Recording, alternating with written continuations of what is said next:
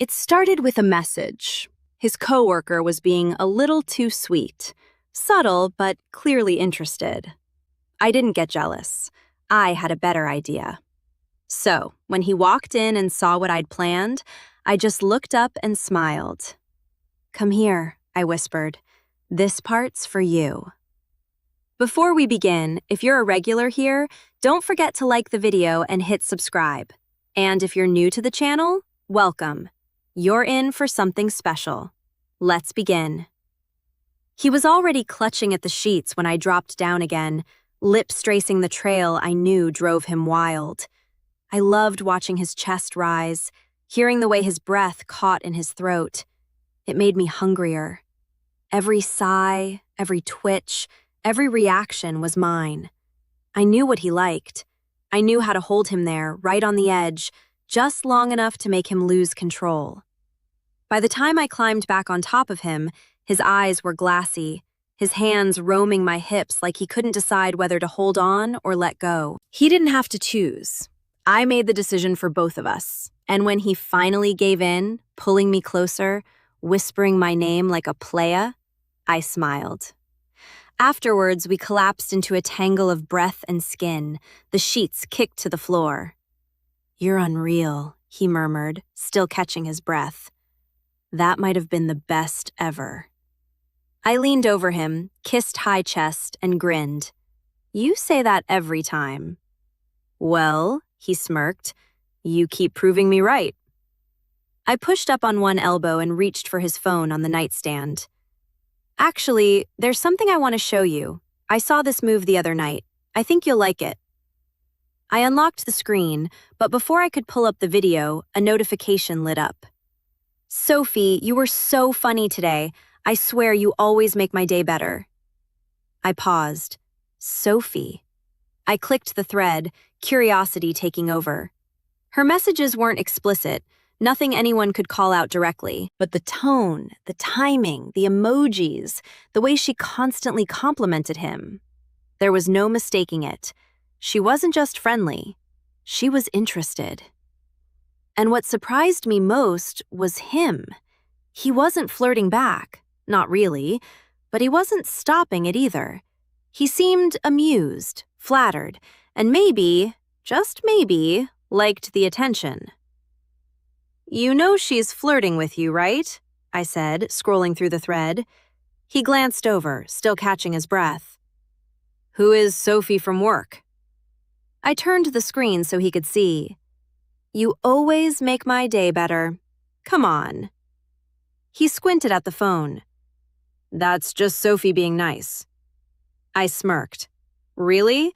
Is it normal for her to say you light up her afternoons and send winky faces?" He laughed. "I guess I never thought about it like that." "She's not exactly subtle," I said, leaning over him again. "And you're not exactly stopping her." "I didn't think it meant anything," he said, still smiling. "It's kind of flattering, I guess." I leaned in close, my voice dropping. "Oh, you like being the office crush." His eyes widened, caught between guilt and amusement. "What?" "No, I mean, maybe a little," I grinned, dragging my fingers down his chest. "Don't worry, babe. I get it. I'd flirt with you too." "You do?" he said, grinning. I kissed him softly, then whispered, "And now I'm going to show you something even better." He raised an eyebrow. "Better than what we just did?" I didn't answer. I just slid lower down his body, slower this time, keeping eye contact as I moved between his thighs. He looked stunned, curious, eager, a little nervous. I tilted my head and said, "I want to try what I saw. Let me handle it." The next morning, I woke up alone. My husband had left early to meet a client. He wouldn't be at the office. Sophie would. I lay in bed a little longer thinking about those texts, the emojis, the way she leaned into every message. I could picture her laughing too hard at his jokes, brushing his arm, looking for excuses to talk to him. And I wasn't jealous. I was curious. He had no idea what she wanted, but I did. And I also knew what he would want, what he'd never admit out loud, but would lose his mind if it actually happened. I had no in me. I'd be lying if I said I hadn't wondered. So, I picked up my phone and sent the message. Hey, any chance you're free this afternoon? Just want to talk? Nothing bad, she replied fast. Sure. Is everything okay? Totally. Bring coffee and a good excuse to leave work early. I didn't have to wait long. She knocked about half an hour later, coffee in hand and nerves all over her face. Hi, she said. Hi, I smiled. Come in. She stepped inside, cautious. You're prettier than I remembered, I said as she set the drinks down. Oh, thanks. Don't be shy. I get it. Get what? The texts, I said. The way you talked to him. She froze. I didn't mean anything by, I'm not mad, I said calmly at all. She stared at me confused. I just think, I added, stepping closer, if you're going to flirt with him, you should do it properly. She blinked. What does that mean? It means, I said, brushing her hair back, I have a proposition. Then I kissed her. Software, intentional, unapologetic. When I pulled away, she didn't move, which meant I was right. Her lips parted, breath shallow, eyes locked on mine, like she wasn't sure if she was dreaming or just hadn't woken up yet. I brushed my hand down her arm. You're okay, I said gently. You don't have to do anything, she swallowed, but you kissed me, and nodded, and I meant it. Her gaze searched mine for something, doubt, permission, maybe both. I leaned in and kissed her again. This time, she didn't hesitate. I felt her body soften into mine, her hand drifting to my waist. When I eased her shirt upward, she raised her arms without a word. Her skin was warm, and the delicate bra beneath made me wonder if she'd worn it just in case. I didn't ask. I lifted the shirt over her head, fingers grazing her back as the fabric slipped free. Her bra followed, then the rest. One layer at a time until she was stretched out, nothing left between us. I took my time. My lips moved over her collarbone, then down to her chest, tracing slow lines along her ribs, her stomach, and the soft inside of her thigh. Her breathing quickened with every inch, fingers stenoning slightly against the sheets. When I moved lower, right where she needed me, she was already trembling. I didn't rush. I simply listened to her breathing, her shifting, the quiet sounds. She couldn't hold in. Her hips lifted slightly as I learned exactly what made her breathe like that. Her back tensed, her hands gripped the bedding. And then she let go quietly, completely, every part of her giving in at once. I stayed there a moment, resting my head near her hip as she gently tangled her fingers in my hair. That was, she whispered, breath uneven. I know, I murmured. Just breathe. The room stayed still for a while. I eventually sat up, my fingertips trailing lightly along her side. She turned toward me, cheeks still warm. I have never done anything like that. I smiled. You handled it beautifully. She laughed under her breath. You're dangerous. Not really, I said, tilting my head. Just generous. She hesitated. Can I? I didn't answer. I just leaned back and let my straps slide off my shoulders. She understood. Her touch started light, exploring my collarbone, my waist, following the shape of me like she was learning something she wasn't supposed to know. She kissed Megan, slower this time, more certain. Then she slipped my top the rest of the way off and let her hands roam, taking her time as if memorizing every detail. I laid back, watching her, letting her explore. When she reached my stomach, she paused. I gave her a nod. She kissed just below my navel, then followed theme downward with her lips. I felt the warm brush of her breath and then her. My hand drifted into her hair. She started gently, still learning, but every sound I made gave her direction, and she kept going. I let go completely, my head tilted back, my breathing quickened, tension building with every second. I curled forward as everything hit at once.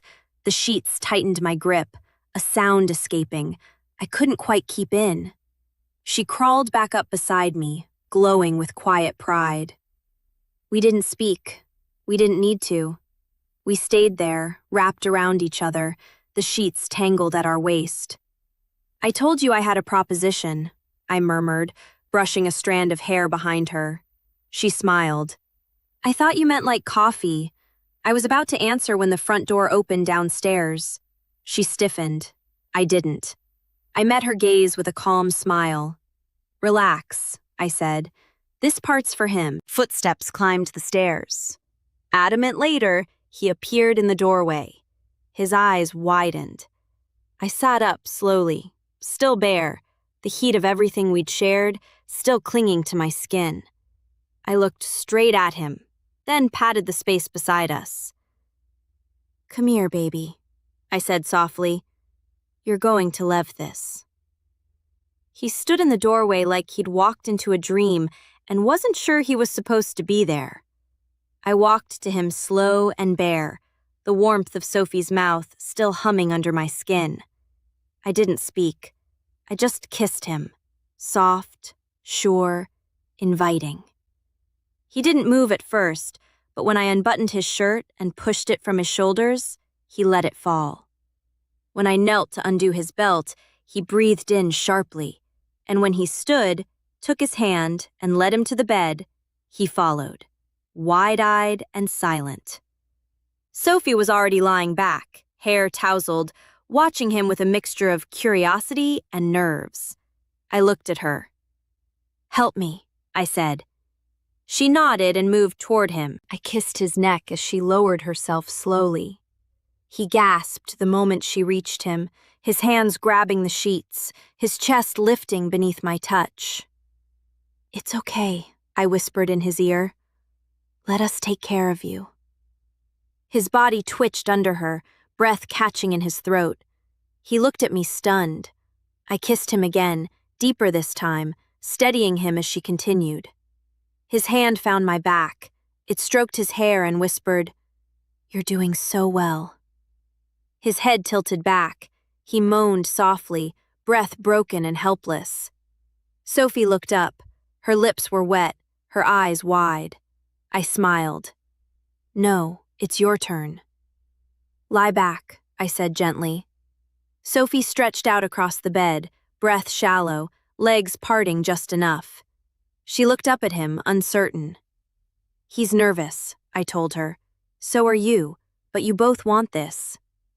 It turned to him, reached for his hand and whispered, She wants you. Go to her.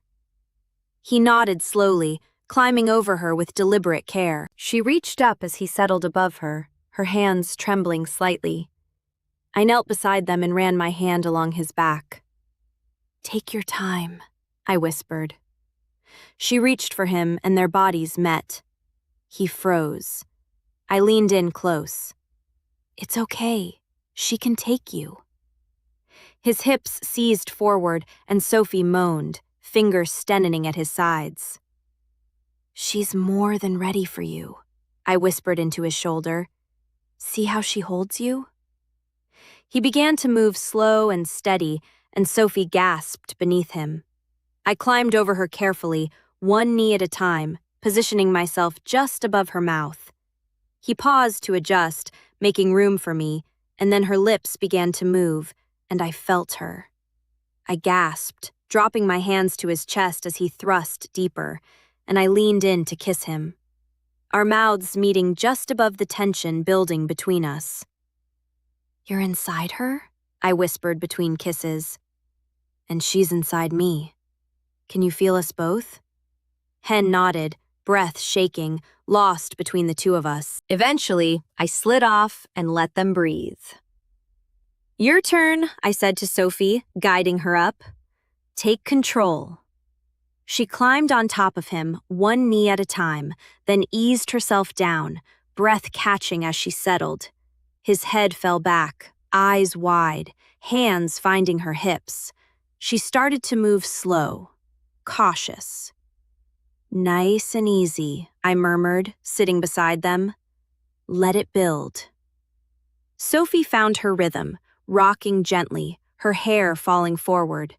I kissed his cheek, stroked his chest, watched his muscles tighten under her. She's beautiful like this, I whispered. Isn't she? He didn't answer. He couldn't.